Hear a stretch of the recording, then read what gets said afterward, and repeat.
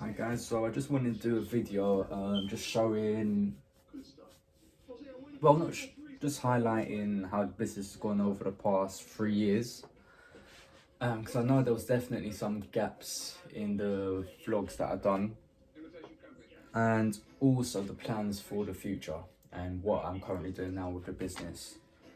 So we'll quickly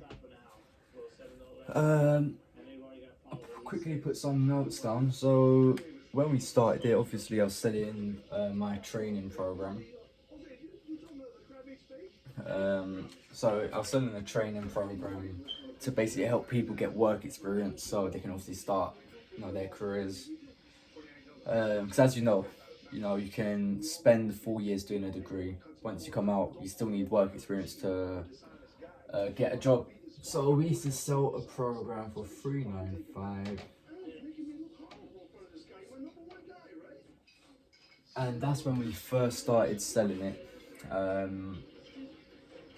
And to be fair, it was doing quite well. 395, our highest ever month was 55 sales. So times 50, 55 sales. That's the best ever month.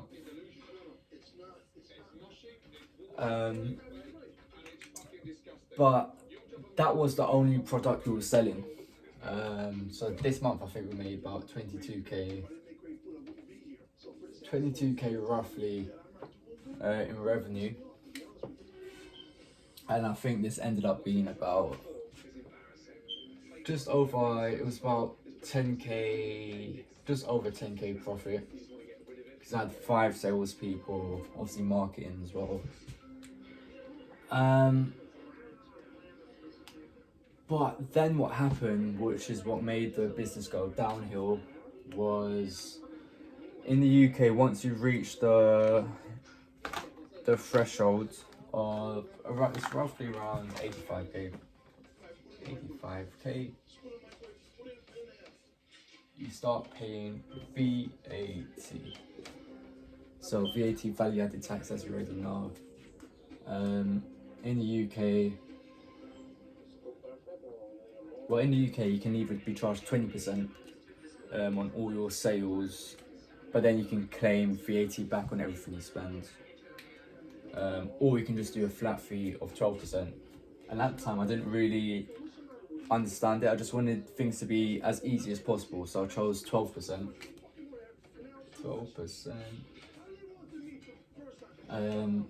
So just so you guys have an example, so essentially that meant 12% of every sale of 395 was going to VAT, which equals, let's just see, how much is that? Calculator. Let's see, 12%, 395 times 0.12. So £47.40 of every sale. So yeah, we started paying VAT, but the way we was paying VAT was every quarter they'd get back to me like, okay, this is your VAT bill, this is how much you have to pay. But I wasn't really keeping track of my expenses, so I was putting a lot of business expenses through my business account, not thinking about VAT. And so that's £47.40. So imagine every 3 months, say on average I was getting 40 sales a month. That'll be 120 after 3 months. 120 times £47.40 times, how much is that? 120 for 120 sales, if it's the average is 40 sales a month. So every 3 months I was pretty much having to pay 5, 6, 8, 8 in one go out. But it just wasn't sustainable. As in, yeah, the business wasn't sustainable because I wasn't keeping track of my expenses. So every time this was coming out, I was basically in the loss again for all the past 3 months. Tried a few things. Also at the time I wasn't really too sure what the problem was. I remember I had Alia working for me, probably the most talented salesperson I had, but her attitude was just bad. So I remember firing her, and then I hired my cousin Ryan. He was a good closer, but to be fair, he just wasn't getting enough initial sales. So around that time, pretty much every month when I eventually checked it, I was losing around 4,000.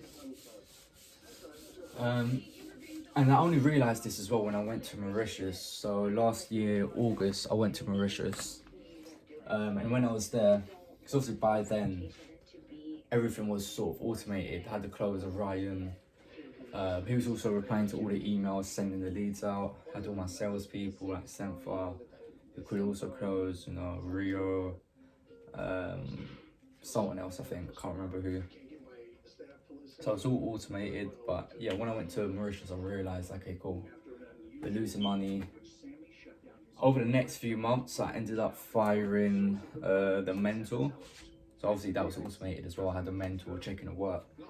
He was the first person to go, just because he wasn't passionate about the job really. And shockingly, he cried. Ended up firing all the girls. So sent for Rio, Senfa didn't take it well. Rio, to be fair, she was professional. I ended up hiring an apprentice, Fortune. And then what I ended up doing was increasing this to 495. So, because the extra £100 was pure profit. And also I had reduced my expenses. So it was 495, and I remember I recruited Fortune in November. So it's essentially Fortune and Ryan working. And to be fair, they was getting quite a few sales like 495. And this was in November. So I waited till January. And in January, I had to pay the VAT back. So you know how it's every quarter. But yeah, I remember paying it. And we made the tiniest bit of profit. So I was just like, how? Still, after I've increased the price. Did have a bit of news around there which made things a bit more difficult. Oh yeah, also, so from November to Jan, well, we was actually working from home as well.